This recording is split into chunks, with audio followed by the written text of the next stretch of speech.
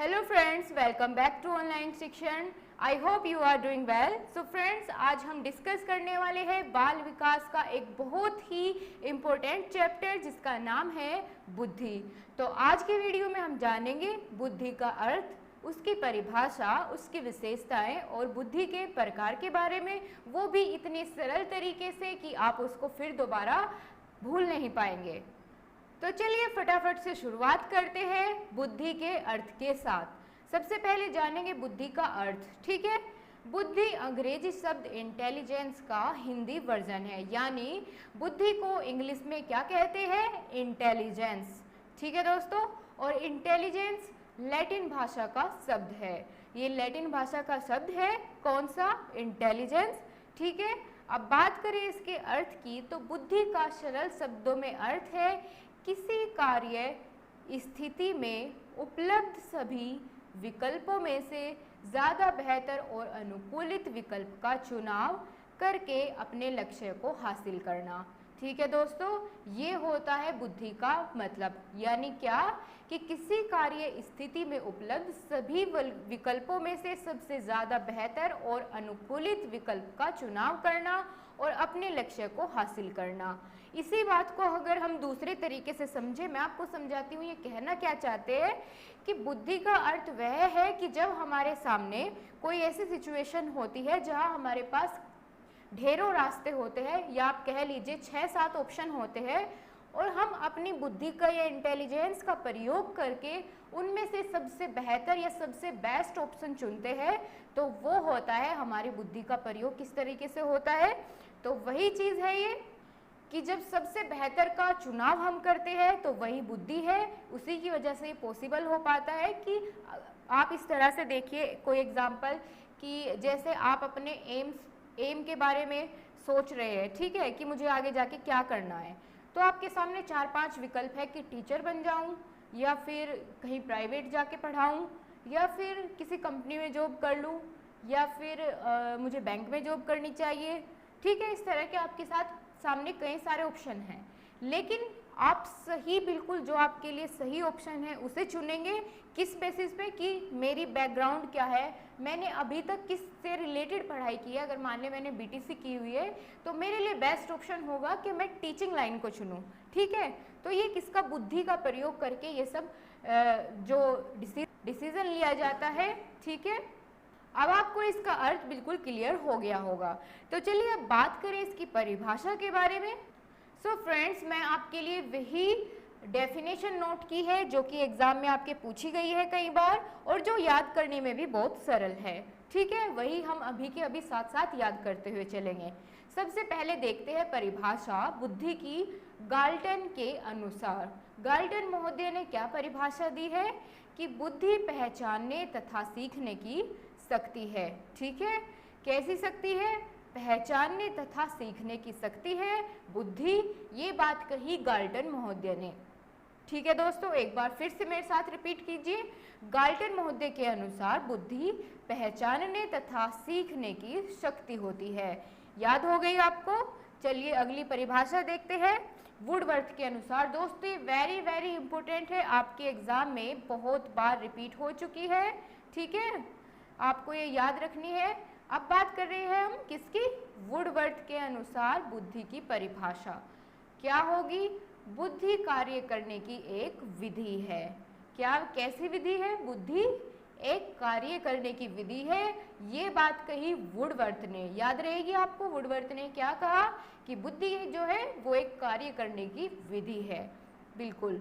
आगे बात करें टर्मन के अनुसार। टर्मन महोदय ने क्या कहा कि बुद्धि अमूर्त चिंतन की क्षमता है।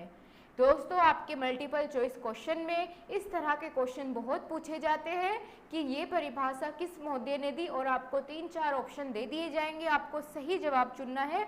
तो इसलिए आपको बहुत ध्यान से समझना होगा कि टर्मन महोदय ने कहा बुद्धि जो है वो अमूर्त चिंतन की क्षमता है, ठीक है। याद हो गया आपको? तो यही 3 परिभाषा आपको याद रखनी है। एक बार फटाफट से रिवाइज कीजिए। क्या है? गाल्टन महोदय ने कहा बुद्धि पहचानने तथा सीखने की शक्ति होती है। वुडवर्थ महोदय ने कहा बुद्धि कार्य करने की एक विधि है, और टर्मन के अनुसार परिभाषा है बुद्धि अमूर्त चिंतन की क्षमता है। चलिए अब जानते हैं कि बुद्धि की आखिर कौन कौन सी विशेषताएं हो सकती है, इस बारे में बात करेंगे। तो बुद्धि की विशेषताएं निम्नलिखित है। सबसे पहली है बुद्धि एक जन्मजात होती है। बुद्धि जन्मजात होती है और वंशानुक्रम से प्राप्त होती है। ये कह रहे हैं कि बुद्धि जो है वो आप में या तो जन्मजात होगी या फिर क्या होगा कि वंशानुक्रम, यानी जैसा हमारे पूर्वजों का माइंडसेट होता है या फिर उनका आईक्यू होता है, इसी प्रकार से क्या होता है कि जो उनके बच्चे होते हैं उनमें भी आनुवांशिकता के कारण उसी प्रकार की बुद्धि होती है, या तो जन्मजात या फिर वंशानुक्रम से प्राप्त होती है बुद्धि। याद हुआ आपको, ये इसकी विशेषता है। ठीक है, आगे बात करें, बुद्धि वह शक्ति है जिसके द्वारा व्यक्ति कठिनाइयों को दूर करके क्या कर सकता है, परिस्थितियों के अनुसार व्यवहार का संगठन कर सकता है। यानी उसके सामने अगर कोई कठिनाई आती है तो उस परिस्थिति को दूर कर सकता है, उस कठिनाई को दूर कर सकता है अपनी बुद्धि के प्रयोग से। ठीक है ना। आगे बात करें, बुद्धि सीखने की क्षमता होती है। ठीक है दोस्तों, बुद्धि जो है वो सीखने की क्षमता होती है। और आगे बात करें तो इसकी विशेषता है बुद्धि अतीत के अनुभवों से लाभ उठाने की योग्यता है। यानी अतीत में, पास्ट में जो कुछ हमारे साथ हो चुका है वो हमारे दिमाग में सब बातें स्टोर रहती है, तो उसी चीज़ को देखते हुए आगे हम उसको एक्सपीरियंस करते हुए क्या होगा, अगर उस तरह की सिचुएशन आती है तो हम फटाक से उसका सॉल्यूशन कर पाएंगे। अगर पहली बार जब वो प्रॉब्लम हमारे सामने आई थी तो हमें उस पर बहुत सारा सोच विचार करना पड़ा था, लेकिन अगर सेम प्रॉब्लम फ्यूचर में हमारे साथ रिपीट होती है तो हम उसका सॉल्यूशन जल्दी कर पाएंगे। किस वजह से, हमारी बुद्धि की वजह से, क्योंकि उसको उसका सॉल्यूशन पहले से पता होता है। अच्छा जी, ऐसी बात है। चलिए अगली विशेषता देखते हैं, क्या है पांचवी, बुद्धि अमूर्त चिंतन और बुद्धि के द्वारा जो प्रत्यक्ष नहीं है उसके बारे में चिंतन कर सकते हैं। यानी बुद्धि एक इस तरह की शक्ति होती है कि जो हमारे सामने चीज़ अप्रत्यक्ष रूप से नहीं भी है, हम उसके बारे में भी चिंतन कर सकते हैं, सोच सकते हैं। ठीक है, उसके लिए ज़रूरी नहीं होता चिंतन करने के लिए कि वो चीज़ हमारे सामने हो, हम अपनी बुद्धि के प्रयोग से किसी भी वस्तु के बारे में या किसी भी जगह के बारे में सोच सकते हैं। ठीक है, इतनी शक्तिशाली होती है बुद्धि। आगे बात करें, अगली विशेषता है बुद्धि विभिन्न योग्यताओं का समूह होती है। क्या है, बुद्धि विभिन्न योग्यताओं का समूह होती है। ये कुछ इसकी विशेषताएं थी जो हमने जानी। अब हम बात करेंगे बुद्धि के प्रकार के बारे में। बुद्धि के प्रकार 3 भागों में बांटा गया है। ठीक है, बुद्धि के 3 प्रकार होते हैं, जो किसने दिए, थॉर्नडाइक एवं गैरेट ने। ठीक है दोस्तों, ये 2 महोदय हैं जिन्होंने बुद्धि के प्रकार बताए कि बुद्धि के 3 प्रकार होते हैं, वो है थॉर्नडाइक एवं गैरेट। ये आपको याद रहेगा, आपके एग्जाम में क्वेश्चन बनता है कि बुद्धि के प्रकार किसने दिए या किसने बुद्धि को 3 प्रकार में बांटा, उनका नाम है थॉर्नडाइक एवं गैरेट। समझ गए आप दोस्तों? अपने प्यारे प्यारे कमेंट्स जरूर किया कीजिएगा, मुझे बहुत अच्छा लगता है आपके कमेंट्स पढ़ करके। ठीक है, और अब हम बात करते हैं बुद्धि के प्रकार के बारे में। हमने अभी जाना कि गैरेट और थॉर्नडाइक महोदय ने 3 प्रकार में विभाजित किया बुद्धि को। कौन कौन से?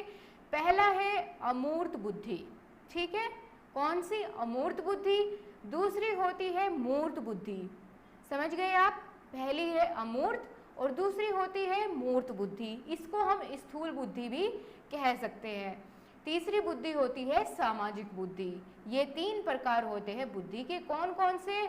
अमूर्त, मूर्त और सामाजिक बुद्धि। ठीक है दोस्तों, याद हुआ आपको कौन कौन से?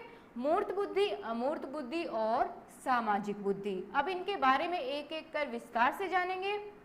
सबसे पहले जानेंगे अमूर्त बुद्धि के बारे में।